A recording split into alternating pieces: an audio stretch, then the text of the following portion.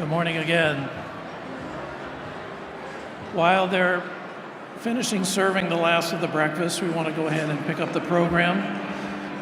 I'm pleased to be able to introduce to you a representative from our presenting sponsor this morning, Good Samaritan Medical Center.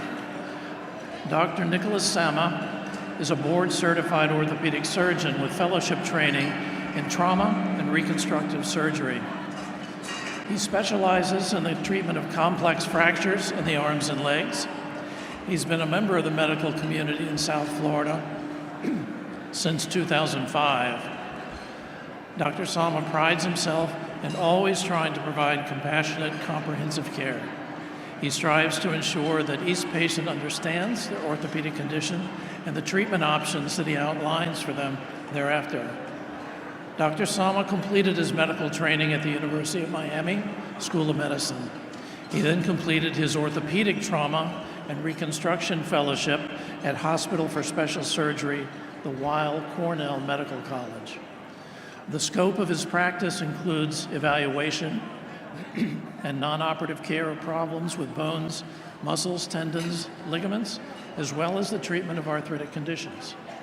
He has provided surgical intervention to amateur and professional athletes from many sports and to those involved in non-sports related accidents and injuries. Dr. Sama's treatment strategy is to restore function and help alleviate pain in a manner that is evidence-based and safe. His overall goal for patient care is to improve or preserve the quality of life. So please welcome Dr. Nicholas Sama.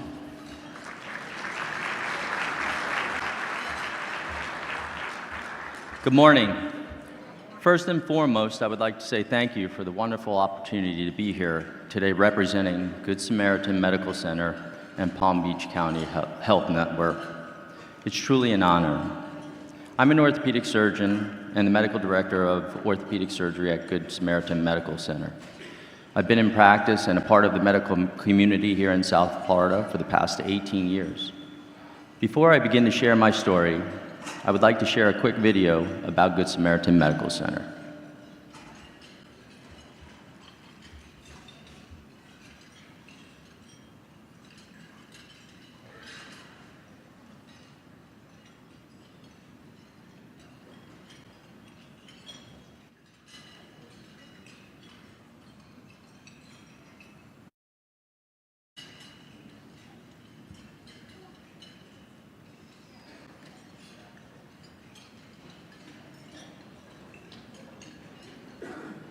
Pardon the technical difficulties here.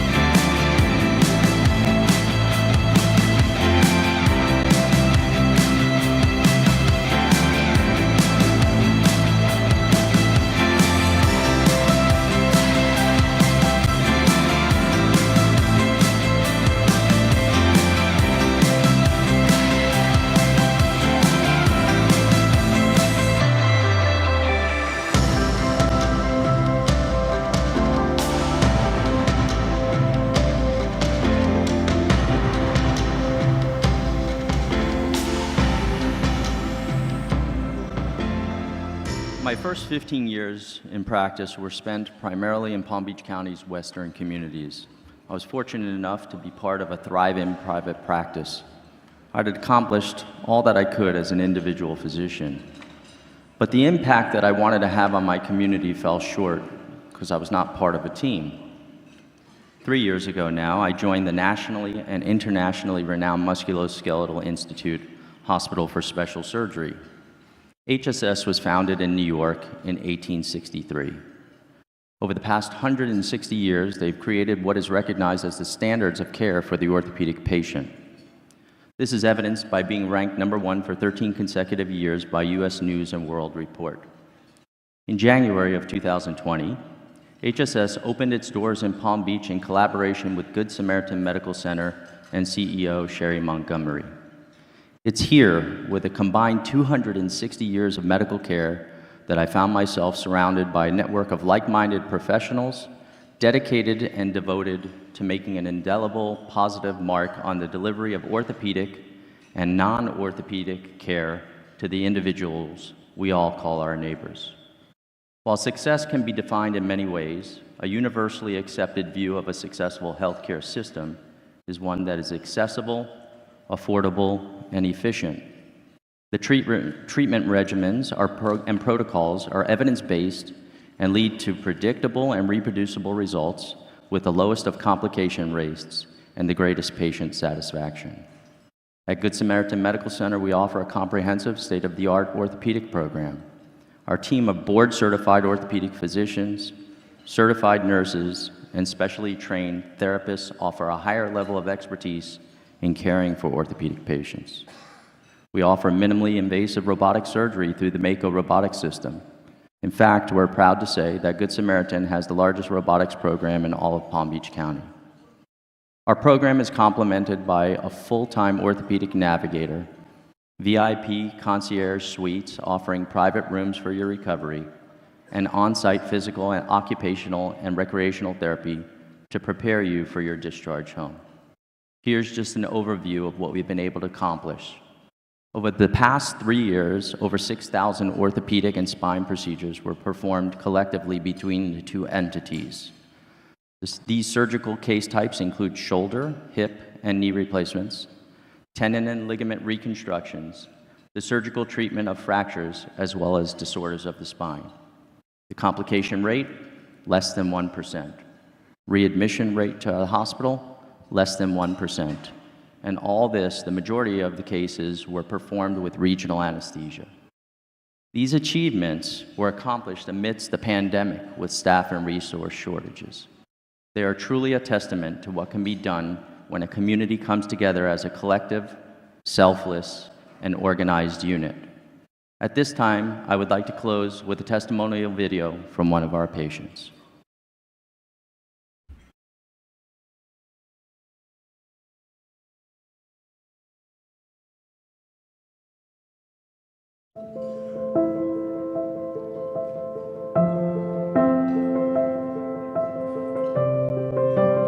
I'm Jim Goff. I am a retired teacher from New Hampshire. I am currently married to my lovely wife, Dee. I'm an avid tennis player. I know it's difficult to believe a 7-year-old guy would actually lunge for a ball playing tennis, but I was going against the ball with a very competitive match, and I went into a slide and I caught my sneaker on the tape. Well, when I first got my injury, I obviously, like most people, try to ignore it, but within a day, I figured out I needed to get fixed. And it really affected my life because I could not play tennis anymore. I could go on a walk with my wife, and I could not go visit my grandchildren. I was really inhibited from daily life activities that I always enjoyed. Jim presented to my clinic after he had a previous knee surgery at another facility with a different surgeon. And he had symptoms and signs that were very concerning and very serious for a very bad complication after his surgery. Specifically, I was very concerned that he had an infection in his knee. And when I made an appointment with Dr. Carr, he quickly was right on top of it and came up with a medical action plan that made sense and it actually worked. But anytime there's an infection in the knee, we really have to treat that quickly and promptly. And so within the next day, we had him here at Good Samaritan Medical Center. He was ready for surgery. We were able to obtain all the diagnostic tests that we needed to make sure we had the right diagnosis and the right treatment plan for him. And then we treated him very promptly, and I think that really made the difference in ensuring a good outcome and a full recovery for him. Patients should come to Good Samaritan Medical Center because we have a lot of great expertise to offer them. I would recommend Dr. Carr and Good Samaritan as a place to get taken care of anytime, because it's just such a wonderful place to be, and it does.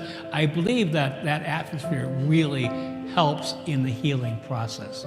I think the most rewarding part of my job is patients come to me and they're at a very low spot, and it's fun to see them overcome that and to see their difficult situation turn into a much better situation, and being able to play a role in that is probably the most rewarding part of what I do. Thank you for giving us the opportunity to share our orthopedic program with you today. We look forward to serving you. It's now my honor and privilege to introduce the Mayor of West Palm Beach, Mr. Keith James.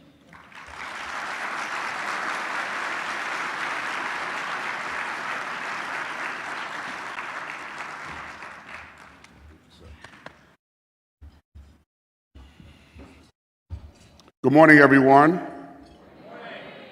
Before I get started, can you give a round of applause to our servers, please? This is a very full room.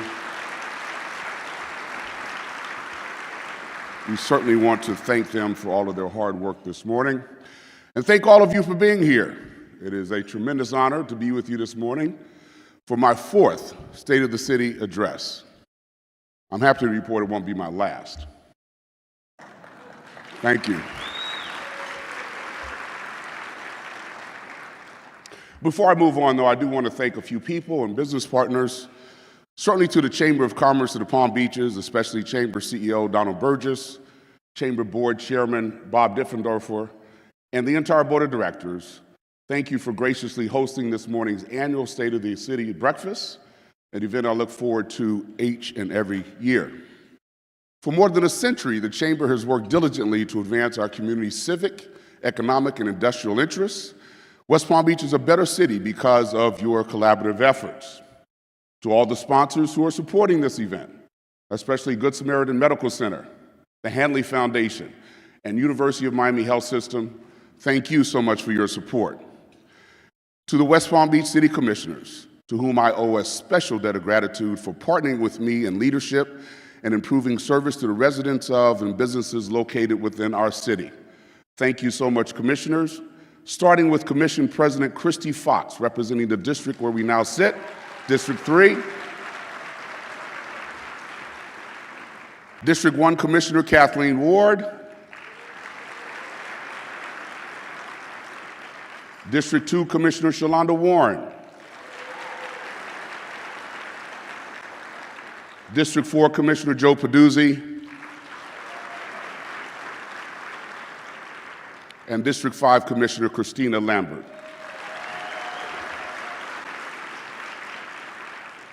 Thank you all for your service and commitment, Commissioners, and for loving our city as much as I do.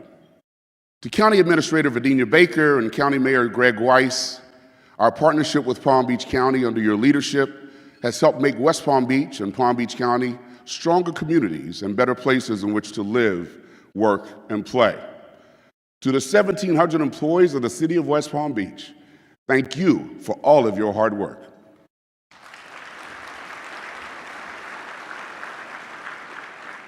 And to the 117,000 West Palm Beach residents and business owners, some of whom may be watching us online, thank you all for tuning in. And yes, to our residents. And to the First Lady of West Palm Beach, Lorna James, my wonderful partner in life, wonderful wife and life partner. A very special thank you and appreciation goes out to you. I love you so much, Lorna. All right. Let's move on to my year-end report. You know, today's address is an opportunity for us to come together, to reflect on how far our city has come over the past 4 years, tell you where we're headed, outline the challenges that lie ahead, and to state reasons why we can march together in the future with confidence and optimism. But let me begin by assuring you that the state of our city is strong and robust.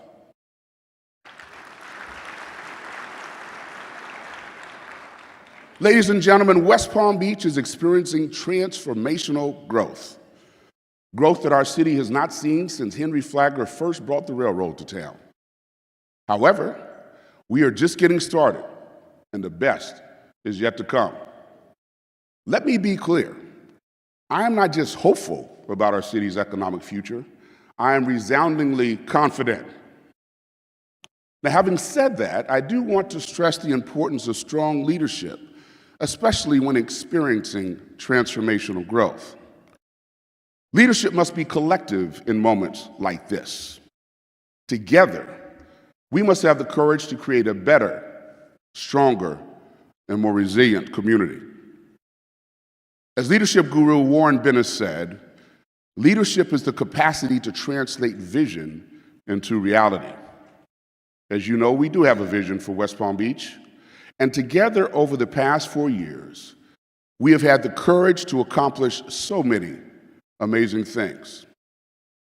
We had the courage to build, the courage to invest, the courage to protect, and the courage to ensure a healthy future for our entire community. In short, we have had the courage to create a community. When I first spoke to you about 4 years ago, I announced my intention to work every day to create in West Palm Beach a community of opportunity for all.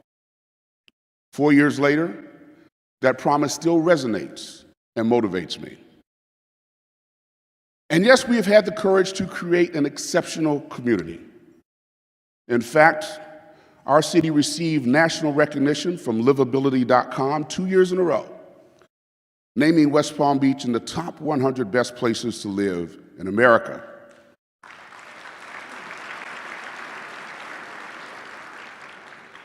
That designation is thanks to our city's safety, economic stability, outdoor recreation facilities, accessibility, affordability, opportunity, and community engagement.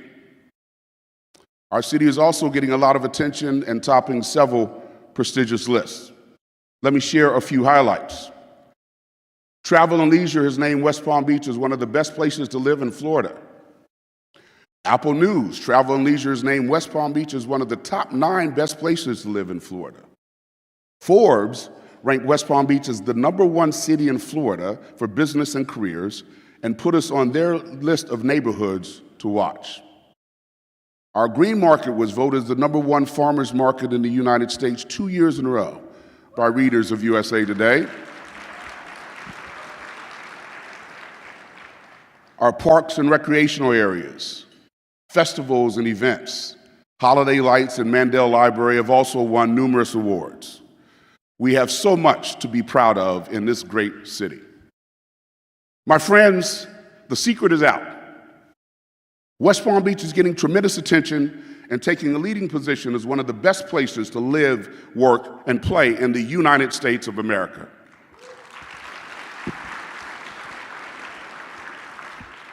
But as you know, these are not and have not been typical times. I'm proud to say that we adapted in the face of a global pandemic, only to be followed by a season of discordant politics, cries for social justice that nearly divided our country, and an uncertain economy. And still, our city continues to thrive and maintain its status as a top choice and desired destination for families, visitors, and for businesses wanting to relocate. And I believe together we had the courage to create a community that welcomes and attracts investments to ensure that our local economy continues to grow and thrive. Since I took office in 2019, we have seen an unprecedented rise in assessed value.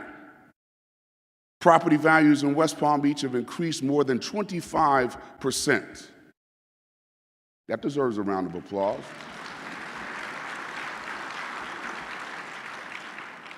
Last fiscal year alone, property values increased by almost 18%. And the demand for residential and commercial properties in our city continues to grow. Speaking of important numbers, we developed a balanced $225 million general fund budget for the current fiscal year, the largest in our city's history. This budget prioritizes community services, public health and safety, and quality of life initiatives. While doing that, we also held the line on taxes, fees, and water rates. And we were still able to reduce the millage rate by 0.15 mils.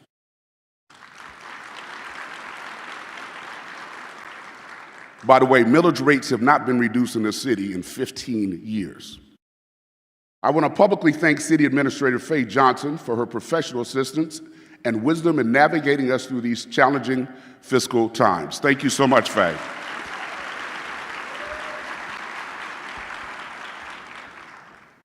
During my administration, we have seen people and businesses escaping the high-tax Northeast in favor of the sunshine, low taxes, and business-friendly climate of West Palm Beach. They want to go beyond visiting here to moving here, working here, and staying here. Developers tell me that they remain bullish on the demand for commercial real estate in our city.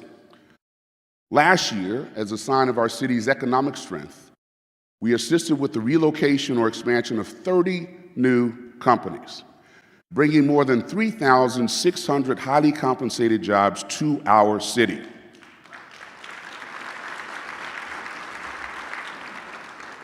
And we have commitments to bring in an additional 1,100 highly compensated jobs to our city in the future.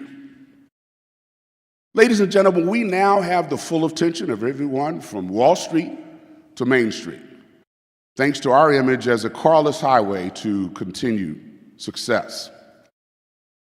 Heavy hitters in the financial services industries are enhancing our growing reputation as Wall Street South. Tech, construction, multimedia, and academic institutions are also finding homes here. Now, while building buildings is important, we've also had the courage to create a community by facilitating investment in our neighborhoods and in our people. Over the past year, more than $902 million has been invested in our neighborhoods. I want to highlight a few of our neighborhood signature projects. Yes, $900 million in our neighborhood. Let me highlight a few of those. We recently broke ground on the District in Northwood.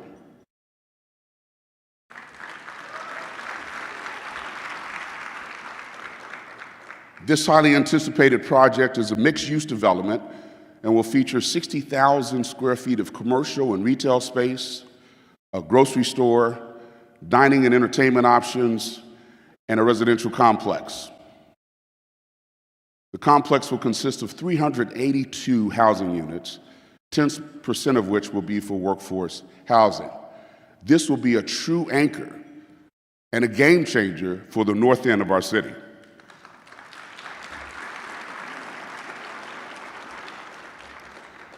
With resounding voter support and approval of the 2020 Parks Bond, I'm excited to reiterate that we are moving forward with the renovation of Curry Park. Yes, it's been a long time coming. This will be a $32 million project that will break ground later this year. This 7-acre waterfront park will include updated sports courts, boat launches, and green space for events. The historic Northwest, known for its rich African-American history, is seeing further enhancements with the Tamarind Avenue Streetscape project.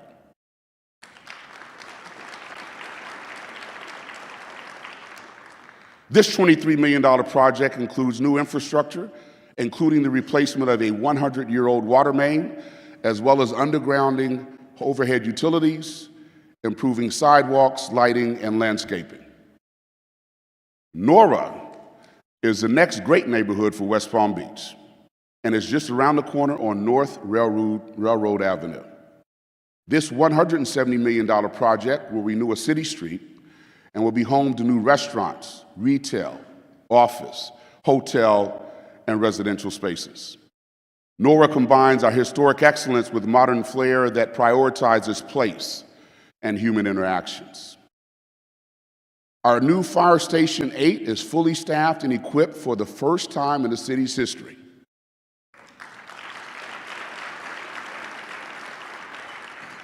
Fire Station 8 will be better able to serve the needs of our western communities. I invite you to stop by the open house on Saturday, February 11th to see it for yourself. Our fire rescue personnel continue the tradition of excellence with the use of state-of-the-art technologies that our residents have come to rely on. I'm sure this provides even more peace of mind for our District 4 communities when it comes to their health and well-being. West Palm Golf Park. We continue to work with the West Palm Golf Community Trust on our former municipal golf course. Once complete, the new course will feature a clubhouse with a restaurant and bar, event space, locker amenities, and sweeping views of the course. The golf park will have a major focus on junior golfers with world-class golfing and world-class coaching and golf experiences at affordable prices. Kids in West Palm Beach will not only learn how to play golf, they will gain valuable exposure to different experiences and gain new life skills. We expect to host the official ribbon-cutting ceremony in early April. These are just a few examples of some of the signature investments in our neighborhoods. We've had the courage to invest record dollars in our neighborhoods because we know that a better neighborhood anywhere makes a better city everywhere. So while these developments and renovations are exciting to witness, what good are all these changes if we don't protect the integrity of our neighborhoods? To that end, we had the courage to create a cleaner community. Shortly after I got elected, we initiated a program called Operation Clean Streets as part of my Neighborhoods First initiative. Operation Clean Streets was created to reduce and eliminate instances of illegal dumping in many of our most underserved communities. In doing so, we are protecting the health and safety of all of our West Palm Beach residents. I'm proud to say that this effort has removed more than 170,000 pounds of illegally dumped material, arrested 11 offenders, and issued more than 150 citations.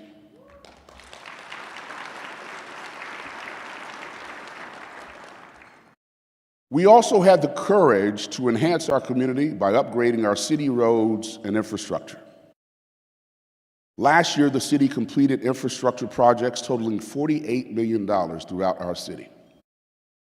I'm pleased to share that we will invest nearly $6 million to fully fund and prioritize road paving and improvements in fiscal year 2023. This includes $1 million taken from our general fund, which has never happened before, $1 million to repave Village Boulevard, and another nearly $5 million from collected gas and sales tax funds. Folks, this is an example of your tax dollars at work. Last year, we highlighted our nearly completed project to address coastal flooding resulting from sea level rise by installing tidal valves and additional storm drain outfalls along our waterfront. We've also begun drainage improvements in Roosevelt Estates, one of our Roosevelt Estates is one of our historically underserved neighborhoods, and they have been waiting a long time for those improvements. And speaking of water, during my administration, we have invested in the best technology science has to offer to continue providing clean and safe water. We continue to stand on the front line of progressive utility providers, sampling for toxins that the EPA doesn't even require us to test for. I will do anything and everything I can to protect the integrity of our drinking water. Grassy Waters Preserve, a slice of our beloved Everglades right here in our city, serves as the city's main source of drinking water. The staff at Grassy Waters works diligently on protecting, preserving, and restoring the ecological freshwater needs for generations to come. Our community redevelopment efforts have been recognized with national awards for their innovation, vibrancy, and the positive impact they have created in our community redevelopment agency target areas. I want to recognize CRA Executive Director Chris Rugg for his leadership. Thank you, Chris. And to the outstanding work of your staff, Chris, the CRA staff. When we aren't accepting awards, we are working on multi-year, multi-million-dollar projects in our CRA districts. During the last 4 years, we have brought 4 of these projects across the finish line.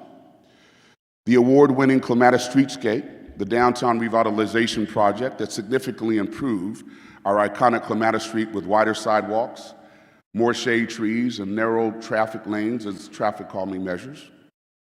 These improvements connect the community by creating a more walkable, healthier, and more enjoyable downtown core. Flagler Banyan Square, our old City Hall site. This mixed-use waterfront development was completed in 2022 and consists of a 200-room autograph collection hotel, 251 luxury apartments, and 34,000 square feet of commercial space, including a waterfront destination restaurant and boutique office space. Banyan Boulevard Streetscape, a transformative downtown project which serves as a gateway to our city and was finally completed in the summer of 2022.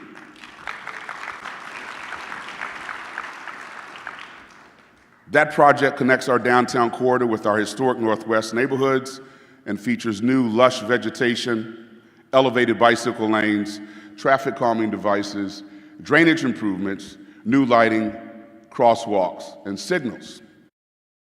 Heart and Soul Park, our neighborhood public park, yes. Our neighborhood public park and outdoor concert venue located in one of our most historically underserved neighborhoods was completed just last spring. Heart and Soul Park features the Heritage Trail keyboard path with history stations, a musical-themed playground with shade sails, interactive musical instruments, seat walls with art overlay, and a portable stage for special events. We have so much to be proud of, and I want to thank everyone who played a role in all those projects. So you may ask, what's coming next? Well, we currently have nearly $6.5 million in numerous city and community redevelopment projects in the pipeline, ranging from full design and builds, partnerships, streetscapes, and incentive projects that are under construction in our city. And we have also had the courage to create a more educated community by taking on some special projects that will have enormous and widespread impact in our city for many years to come. I'm pleased to share that we are moving forward with Florida Atlantic University's Engineering Research Center for Smart Streetscapes Project, an innovative science and engineering initiative to enhance livability, safety, and inclusivity in our downtown. This initiative will fast-track our ability to implement smart city technology. Yes. I'm hating this mic right now, but anyway. We are also one step closer to bringing the UF and WPB initiative to downtown West Palm Beach, thanks to the county's approval of their land donation. To have an educational institution of this caliber located in our backyard will benefit our city's economic landscape for years to come. It will truly be a game changer. Now, in the best of times, nothing is more complex or important than providing our residents with enhanced quality of life. That quality of life is the safety of our families, clean open spaces, and quality services citywide. Public safety is indeed job one, so we continue investing in a safe and secure community. One of the key reasons why we are attracting such interest and investment is because we are indeed safer. I believe protecting the public is one, if not the most important things any mayor, any administration can and must do. To this end, we have had the courage to create a safer community by making extensive investments in crime fighting and fire rescue tools and so much more. American cities struggle to recruit and retain employees, so we've adjusted our police, fire, union and non-union employee salaries to the upper quartile to remain competitive in our efforts to attract and retain top talent. We realize these are critical times for American workers, so we make investments in our associates. As your mayor, I want you to know that we are serious about fighting crime. I want to thank the West Palm Beach Police Department leadership for partnering with State Attorney Dave Ehrenberg to ensure that those who come to our city to commit crimes will be held accountable.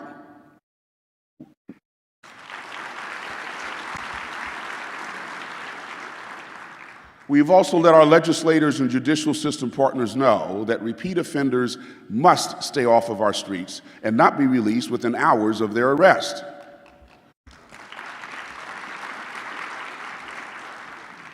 In an effort to make sure that our residents and business owners are heard, West Palm Beach Police Chief Frank Adderley routinely meets with neighborhood associations to ensure that community members are at the center of the public safety conversation. And I'm proud to say the results are clear. Our rates for violent crimes in the city of West Palm Beach are at a 20-year low.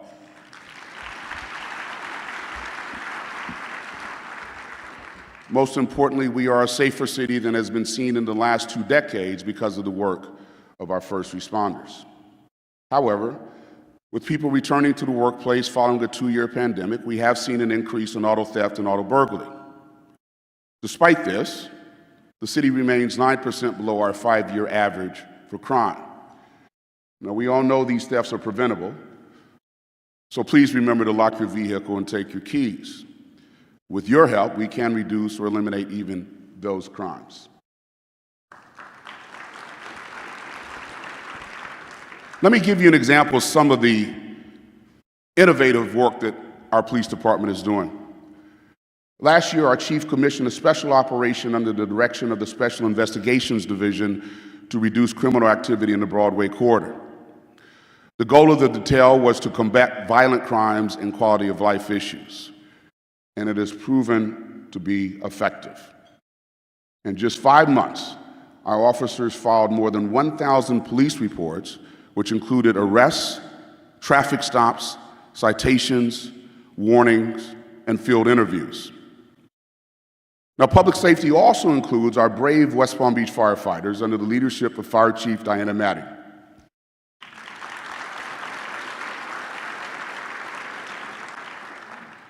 In 2022, the department responded to a record 30,603 calls, which broke the previous record of 30,000 calls in 2021. That's about 84 calls a day, ladies and gentlemen. Not only has our West Palm Beach Fire Department worked around the clock to protect you and your families, but they also led the effort when it came to COVID-19 response. Spearheaded by Emergency Manager Assistant Chief Brent Bloomfield, our fire department was the first in the county to provide COVID-19 testing, vaccine clinics, and mobile vaccinations.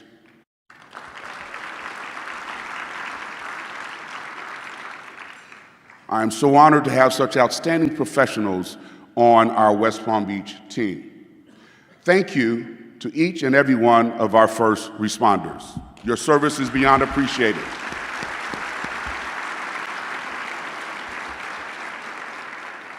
My administration works each and every day to deliver exceptional customer service to our beloved residents. We want to partner with you, your neighbors, and your business in making West Palm Beach a better place in which to live, work, and play. Speaking of customer service, I want to encourage city residents and business owners to take advantage of the new WPB-Key customer service portal. This online ticketing system provides users a more efficient and proactive manner in which to submit service requests, questions, and concerns to city experts, and you can even make your utility payments on the app. You could download the app from the Apple or Google Play stores. This is another example of my commitment to connecting our community with their local government, even with the convenience of doing it from your home. Now, let me take a moment to share a very touching story that involved one of our public utility teams. This team was called to service an underground utility structure when they suddenly heard blood-curdling screams for help from a nearby home. A young boy ran over to the team, begging for help as he led them to the site of the commotion. The group ran toward the scene, only to tragically find a man hanging from a tree who had attempted to take his own life. The 6 employees worked quickly to get the resident out of danger, called emergency services, and provided comfort to the family as they waited on first responders.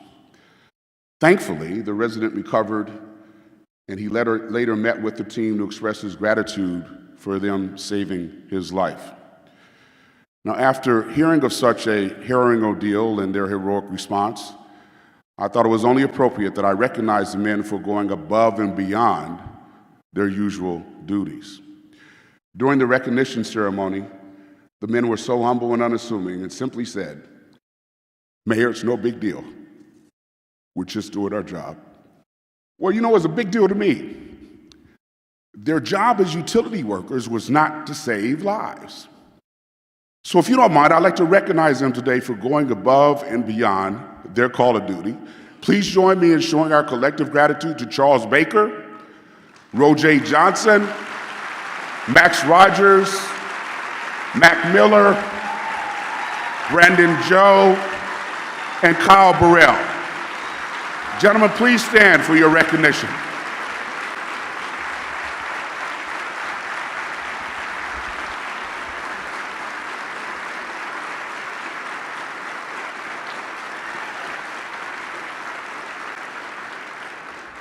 These are some of our everyday heroes, your everyday heroes, who had the courage to go beyond the call of duty. In the past year, those who served us by going above and beyond helped us grow and open more doors so our residents can be financially secure by doing business or opening a new business. We opened doors for education, entertainment, and employment in a safe environment. We opened doors for affordable housing and created opportunities for you to open your own door to a world of possibilities.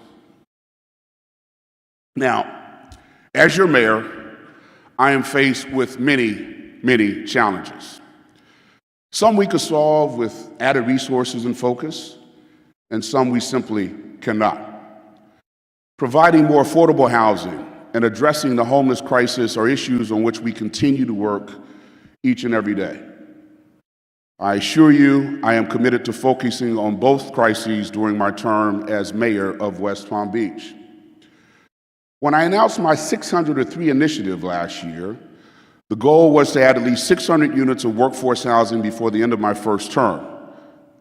I am proud to report we have brought online, or have commitments for, a total of 602 units by the end of the month.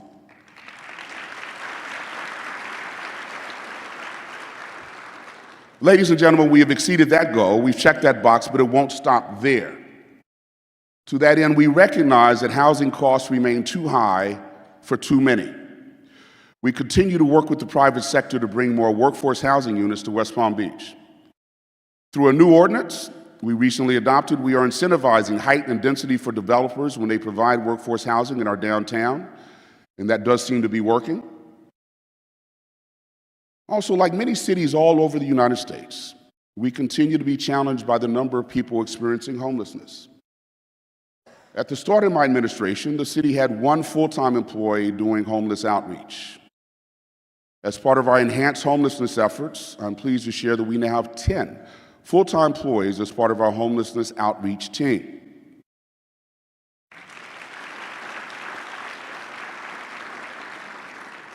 Every day, these individuals go out into our communities and meet with our homeless residents where they are, where they live, and they attempt to match them with resources that they sorely need, which may range from a roof over their head to counseling for addiction or even treatment for mental health.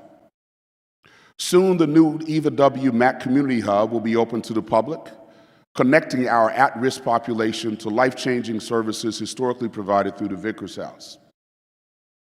We must continue to have the courage to create a community in which our essential workers can afford housing and a community that provides relief programs for those who need them most. Now, another significant challenge we face is transportation and mobility. While the growth we have seen these past few years is outstanding, we are cognizant of the fact that more people means more vehicles.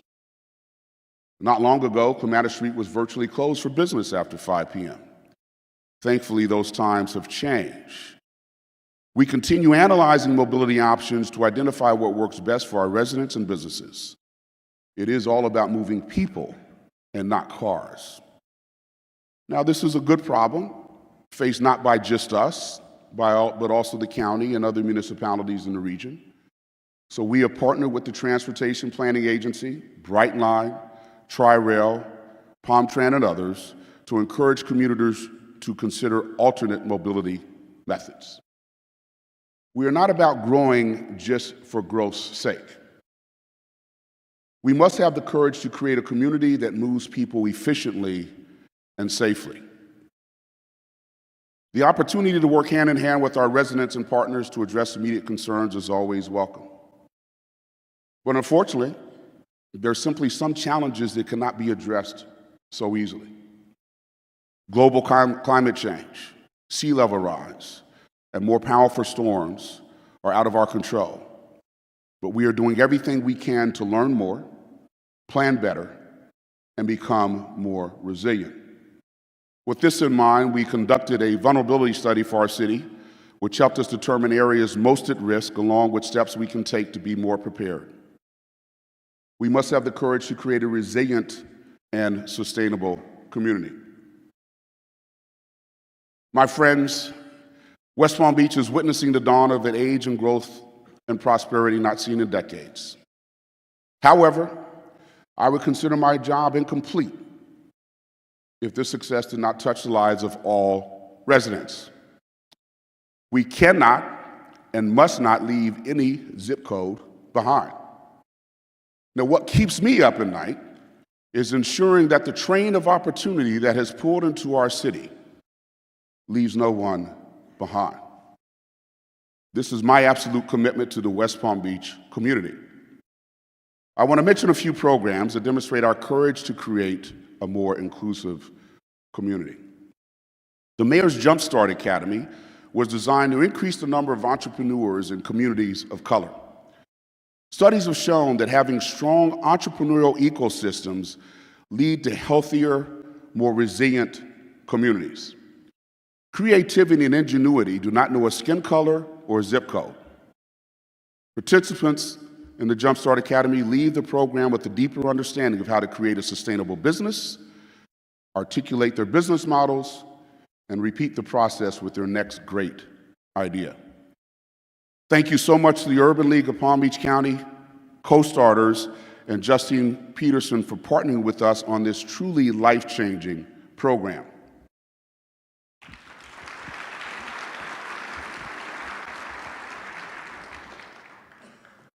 Following the events of the summer of 2020, I wanted West Palm Beach to be a leader in the change that was being called for throughout the world.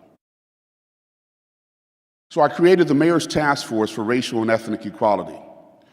This task force was designed to address historical inequities in our city and key areas in efforts to create a more equitable city for everyone. Those key areas include education and workforce development, finance, banking and business, health, real estate and housing, and criminal justice. Thank you to Task Force co-chairs Michelle Diffendorfer and Patrick Franklin, as well as our committee members who played a role in the task force.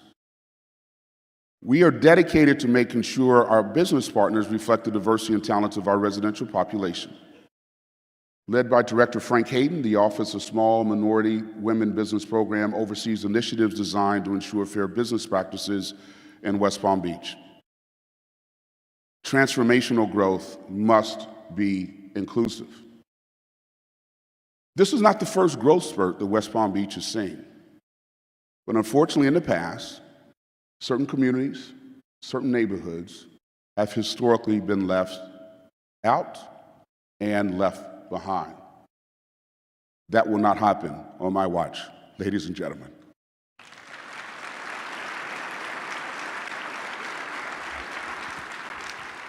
I am very intentional about working each and every day to ensure that the benefits of this transformational growth extends to all four corners of our city. Remember, leadership matters, and the right leadership makes a huge difference. In the words of Winston Churchill, success is not final, failure is not fatal, it is the courage to continue that counts. Leadership is a collective moment. It's not just one person pointing others in the direction they think is best. A great leader empowers others, helping them realize their potential as fellow leaders and how they can change the world around them. With the right leadership and courage, we will ensure a healthy future for our entire community. Now, I'm going to end today's meeting a little differently than I have in the past by introducing you to a special guest. There's an old saying that the purpose of poetry is to please and instruct, to make one wonder and dream, and to turn mirrors into windows. There's the environment for which we are custodians and the environment for which we speak and dream. Those words and dreams find their home in poetry. This morning, I am so excited to announce the city of West Palm Beach now has its own poet laureate, Miss Dahlia Perriman.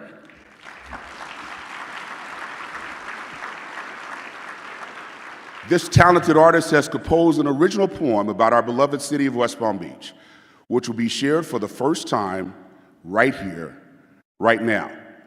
Ms. Perriman's work highlights the importance of the same sentiments that I just shared with you, that every single person in this city, regardless of origin, gender, ethnicity, ability, or otherwise, is worthy of equitable and just treatment. That notion is the foundation upon which we must build all future plans for our community while honoring those who helped us get to where we are today. Please join me in welcoming Ms. Perriman to the stage to deliver A City Set on a Hill. Ms. Perriman?